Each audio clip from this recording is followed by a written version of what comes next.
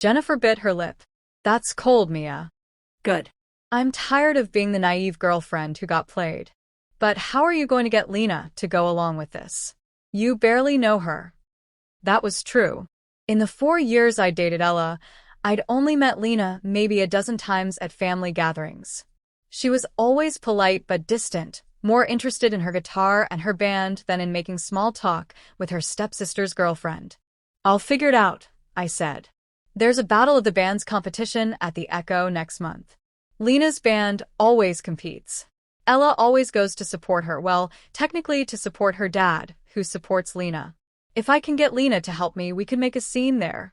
In front of everyone. What kind of scene? I thought about it. A kiss. Public, passionate, impossible to misinterpret. I want Ella to see me kissing her stepsister and feel exactly what I felt when I walked in on her and Sarah. Jennifer studied me for a long moment. You're sure about this? This isn't going to change what happened. It's not going to take away the pain. No, I agreed. But maybe it'll make me feel like I have some control again. Like I'm not just a victim. Like I can fight back. All right, Jennifer said, closing her notebook. I'm in. Whatever you need. But Mia? Be careful. Revenge has a way of getting complicated. I should have listened to her warning.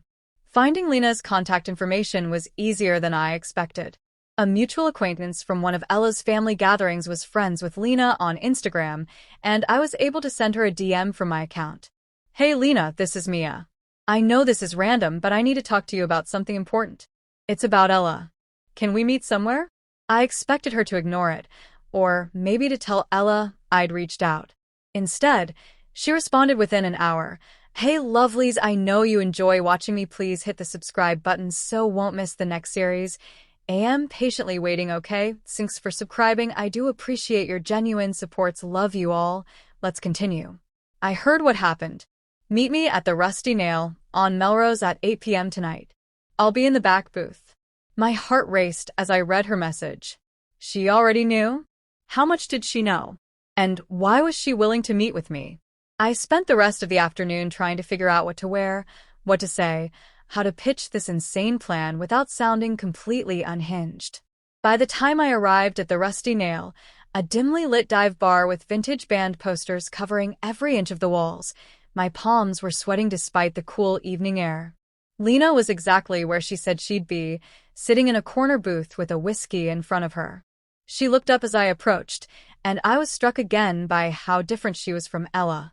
Where Ella was classically beautiful with soft features and careful styling, Lena was all sharp edges and deliberate chaos. Her silver blonde hair was cut in a choppy bob that looked like she might have done it herself. Both arms covered in intricate sleeve tattoos, a small silver hoop through her nose. She was stunning in an intimidating way. Mia, she said, standing up. To my complete surprise, she pulled me into a hug. I'm really fucking sorry about what Ella did to you. I stood there stiffly for a moment before hugging her back. When we separated and sat down across from each other, I studied her face for any sign of judgment or pity. I found neither, just genuine anger on my behalf. Thank you, I managed. Though I'm surprised you're being so nice. She is your sister. Stepsister, Lena corrected immediately, her gray eyes flashing. And trust me, the fact that we share a roof at Thanksgiving doesn't mean I approve of what she did. What she did to you is fucked up. A waitress came by and I ordered a gin and tonic, needing something to steady my nerves. How much do you know? I asked once we were alone again. Lena took a sip of her whiskey. Enough. My dad told me that you and Ella broke up. I did some digging, called some people, pieced together that she'd been cheating on you while you were in London. With your best friend, no less. She shook her head in disgust. That's some next-level betrayal. It is, I said quietly, the familiar ache returning to my chest. Ella's always been good at playing the victim, at controlling the narrative. But this? Lena leaned back in the booth. This is indefensible. You were literally across the ocean, working on your future, staying faithful, and she couldn't keep it in her pants for 2 years. The bluntness of her words was oddly comforting. Everyone else had been tiptoeing around me, afraid to say anything too harsh. Lena had no such reservations. So, she continued, her eyes sharp and curious, you didn't ask to meet me just to cry on my shoulder. What do you need? This was it. The moment to pitch my plan. I took a long drink of my gin and tonic for courage. I need your help with something. Something that's probably going to sound crazy. Lena's lips curved into an interested smirk. I like crazy. Keep going. I want to make Ella feel what I felt. I want her to know what it's like to be betrayed by someone close to her, to have her world turned upside down in public. Revenge, Lena said, not as a question but as a statement. I can respect that. The Battle of the Bands at the Echo next month. Your band is competing, right? Crimson Voltage always competes. We've won twice. Why? I took a deep breath. Ella always goes to support your performances. If I showed up there with you and we made it look like we were together.